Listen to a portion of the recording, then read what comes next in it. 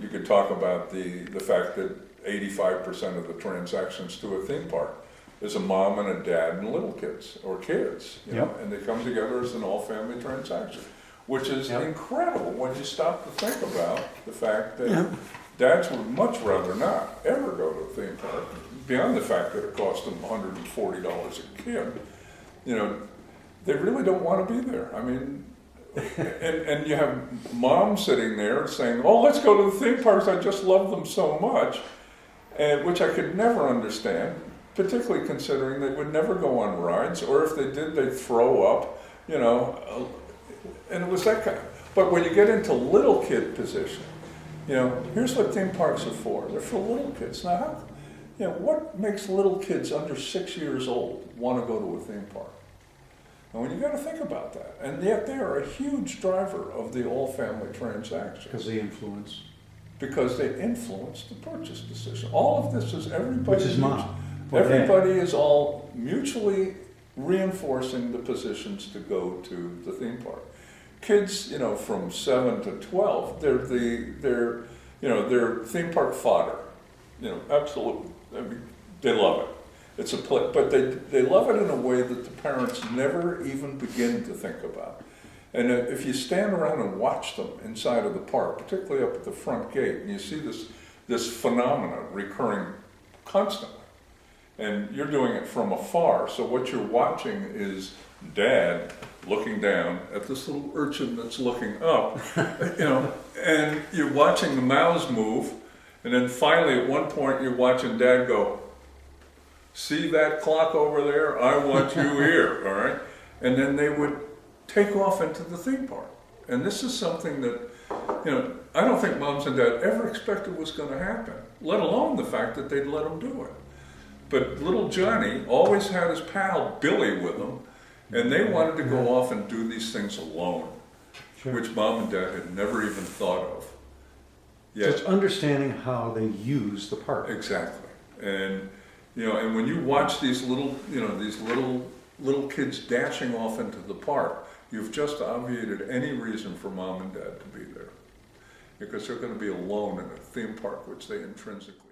You know, we changed all of the food arrangements. I mean, the park had a central food court which sold beverages in one place, hamburgers in another, French fries. Blah. So I had to go. It was a grope. A group rope situation. Tables in the middle, and you can just imagine a mom. Just think about this for half a second, with two little munchers, you know, under the age of 6. All right, a couple that are 6 to 10 or thereabouts, you know, trying to access food that each one of these kids will be willing to eat.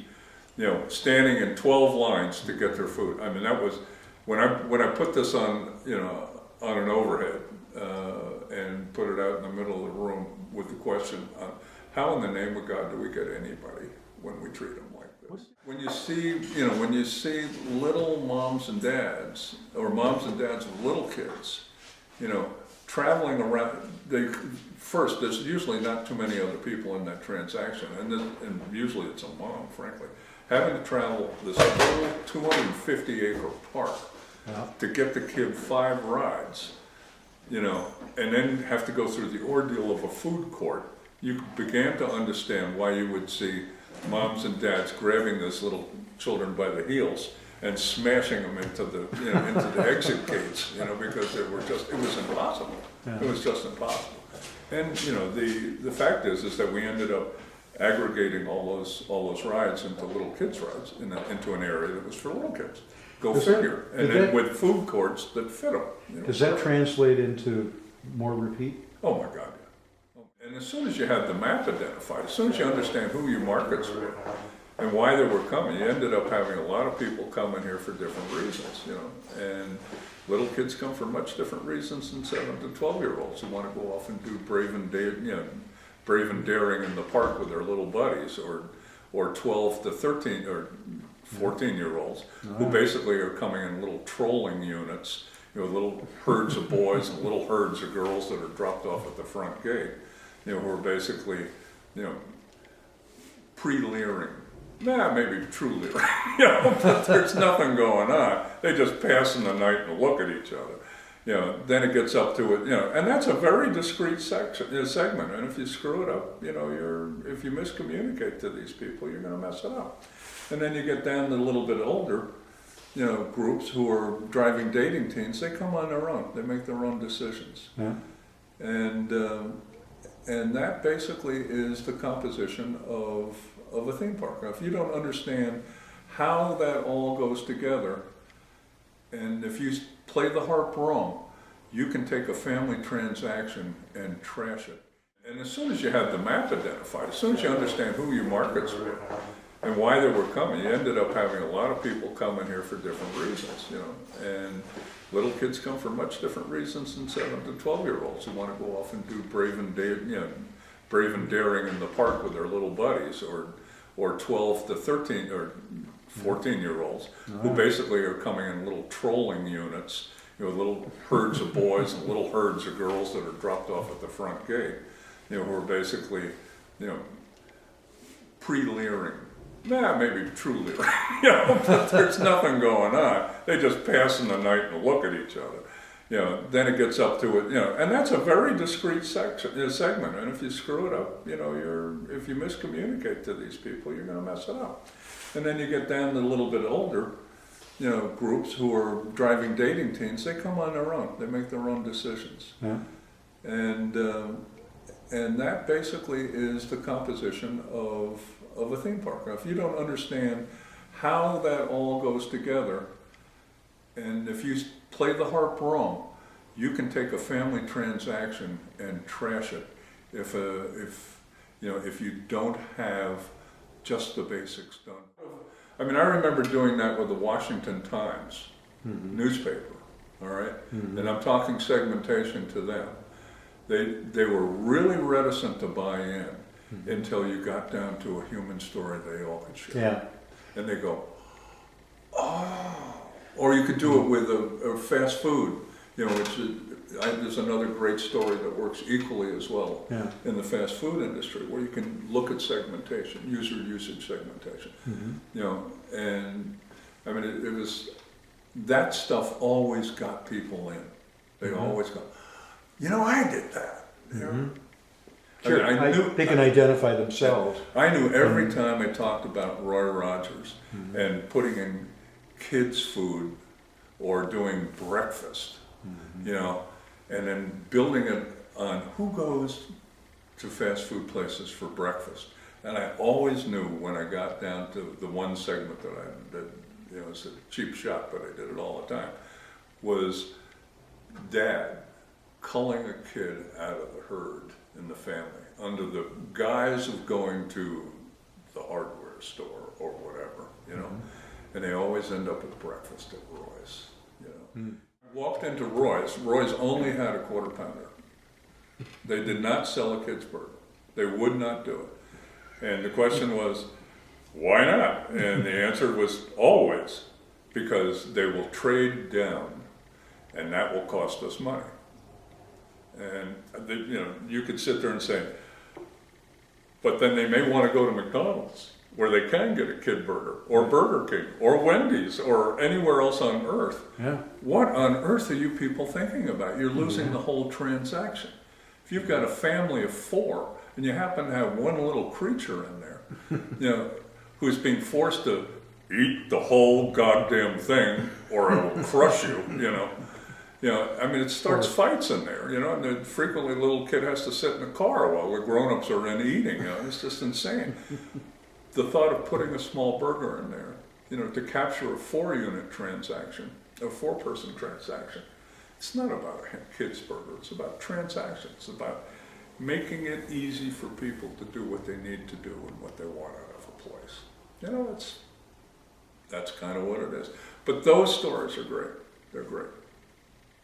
I'd take that as a take. That's the easy part. I mean, when you're trying to do execution, be it creative or promotion development or an ad or what have you, if you don't understand your audience and your markets and why they do what they do and what they care about and what's important to them and how it all works together, you can end up with some ungodly bad advertising or communications. When you know why people are doing what they're doing, what they need to have, what they want to hear, what they, how they're, why they're doing what they're doing. One, what the product has to look like to beat the other guys. And the other thing is how to talk to them. If you've gone that far, you now understand what's important and how to talk to people. This sometimes gets very subtle. The theme park example, which is, one of my favorites because it's so blatant. If you tell a pre-driving dating teen, or, and that we know what you're doing in the theme park, we know why you're going, you can really miss cue if you tell them. This is one of those things you don't tell teens. You just know, right? And if you start getting into, the anxiety of a first date, or because a lot of theme park usage for that group is a no-risk failure to have fun date. All right, I can interact with girls or guys. I can surround myself with others. To diffuse it, to diffuse the tension of it all. If you talk about that in an ad, you may know it, you should know it, you better know it, but if you put it in an ad, you're dead in a minute. I had a hotel client, and it was Holiday Inns, which were pretty doggedy-ass places, they were not second tier, they were third tier, because nobody had invented the second tier yet. Maybe Holiday Inn, but they were third tier, and they were the ones where you drive up and you park in front of your door and you walk in. That's that kind of a hotel motel, by and large anyway. And unless you have thought through who's coming here, why do they come here, what's going on in here, that makes them pick this place versus a Holiday Inn, or versus a Marriott, or versus a competitor, another alternative. How the hell do they end up here? Mm-hmm. And all of a sudden, when you finally start figuring it out, and you're starting to see, Jesus, this isn't real hard. You go and a good bit of my life was spent in those hotels, so I know what they were because I was a salesman. But when you start looking around in dead earnest, and you find out that, my God, 70% of the people going to these things during the week, all right, because they aren't there on the weekend, they're here during the week, are peddlers. And they're looking for a nice, clean, cheap room, hopefully where the front desk knows who they are after, 10 visits, and they can go, hey, how you doing? And that other peddlers are staying there, and people and you plan to meet there, and so on and so forth. You begin to understand what's going on and who you're talking to and how you have to interact at a level that no straight marketing approach will ever get to. So we used to do for Quality Inns that kind of advertising, where the people we were talking to could immediately connect because we knew who they were, and we knew the dynamic of that. We had stayed in those places, we lived in those places. And that led to the second longest running campaign on earth, which was the little guy who zipped himself out of the bag. It was the Quality Inns. It's so easy when you get it cleaned up right, when you start up here. And it just all comes down and you go, this is how I execute. This is how I speak. Mm-hmm. This is the promotions I use. Here's how I build repeat purchase. Here's how I incent people to leave one place to come to another, because you now understand the context of what's going on.